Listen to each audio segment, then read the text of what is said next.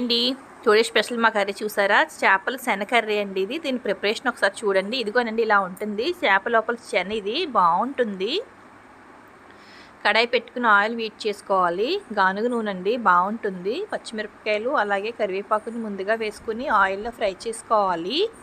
Fry అయిన తర్వాత చూసారా ఎలా వస్తుందో గానుగ నూనె కాబట్టి. తర్వాత కట్ చేసిన ఉల్లిపాయలు కూడా ఇందులో వేసుకోవాలండి. చూసారా? ఈ ఉల్లిపాయలు బ్రౌన్ కలర్ వచ్చే వరకు ఫ్రై చేసుకోవాలి. వచ్చేసింది చూసారా? ఇది మన అల్లం వెల్లుల్లి పేస్ట్ అలాగే ధనియా జీరా మసాలా అండి. సాల్ట్ కారం కూడా ఇప్పుడే వేసుకోవాలండి. వేసుకుని బాగా కలపాలి పచ్చివాసన పోయే వరకు.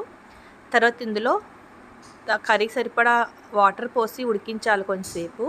చూసారా ఎలా ఉడికిందో?